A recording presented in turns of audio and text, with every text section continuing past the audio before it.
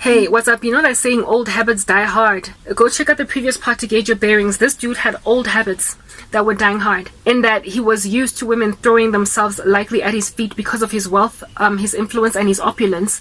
And he was used to women groveling at his feet, really just begging him whenever there was an altercation between the two of them, that he could not even recognize when he was now in the presence of a godly woman that is not swayed by the pendulous activity of money, enough to allow basically rubbish and virtuelessness in a man, just a moral turpitude. So he continued to treat me. It was harder for him to pretend that he was godly than it was for him to be in his default state. And so as soon as I was now in his land and he had basically banked a bullseye because he got me out of South Africa and brought down my guard, he became himself. He became who he was all along. And that arrogance is what annoyed me, irritated me, and what made me realize that this is not what I want. And ultimately it resulted in our breakup in the dream. And after the breakup, he was gentlemanly and decent enough to drop me off at the airport, like I spoke in the previous part. However, I was still kind of begging him all along because I didn't want him to suddenly change on me and leave me destitute in a foreign land. I had to be wise. And it was at this stage when I was now in the airport. And mind you, this airport that I was in had no check-in staff. It was empty. It was barren. It was like Pyongyang Airport in North Korea. Yeah, it looked like Pyongyang Airport. Like, it did. It did. It was like ghostly. There was nobody in there except this man and myself. It's like he was the check-in staff. It was weird.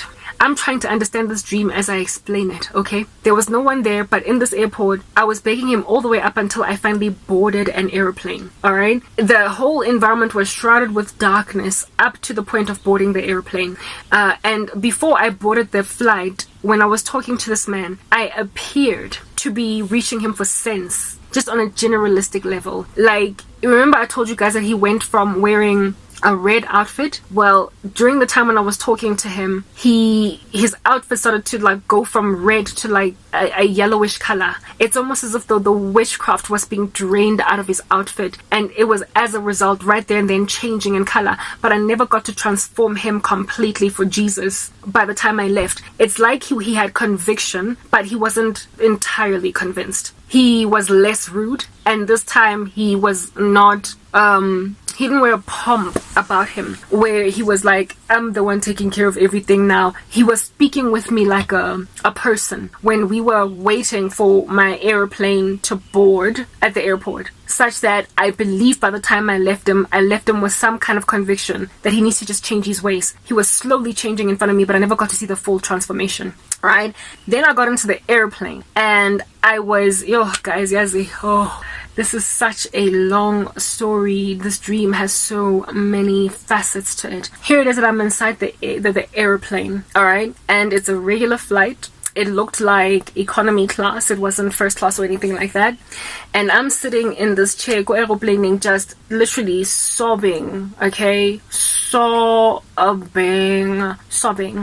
And the airplane scene was similar to that of, I don't know if you've seen the Squid Game. God, it's just telling me so many things. That's why I want to sleep. I'm tired. The Squid Game. After the dude gets put through the whole Squid Game process and wins it, at the end, he tries to, he's got this pink hair, right? And then he tries to board an airplane, but he is all upset that this is rubbish, this thing that's going on with the Squid Game, and he now wants to fight. So instead of going on the airplane to go and meet his child and his ex-wife or something, he then decides to go and make war with the owners or the runners of the Squid Game. You know the last ending scene of the Squid Game. You know it, right? If you've seen the Squid Game, I don't know very many people who haven't. It ends with this dude trying to board a flight, but then deciding not to board a flight, but rather going to go and make war with the games.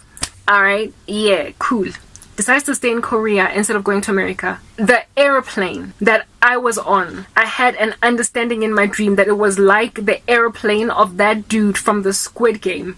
But instead of going to go and make war with the Squid Game owners, he actually got on the flight. Decided to leave the war alone for some other bigger force to fight it on his behalf, but got on. So I was In that dream, I suddenly, in this airplane, I understood myself to be a person that played the Squid Game, won the Squid Game, got on the flight and stayed on the flight to go and have a life in the future with my wife and child. This dude was supposed to go and have a life in the future with his child and his ex-wife, right? But he decided to turn his head back and go and fight the owners of the game, the Squid Game. But in this dream, I was like the version of that guy that did not look back. I just boarded the flight. So I was in an airplane that was headed to a better life after winning the Squid Game. I don't know how many times the Lord has shown me the banquet, the wedding supper of the Lamb in heaven being made up of players of the Squid Game, people that were recruited into the Squid Game. You know how the show, the movie, the series Squid Game starts? It's these people that are suffering financially. There's something that just is falling apart,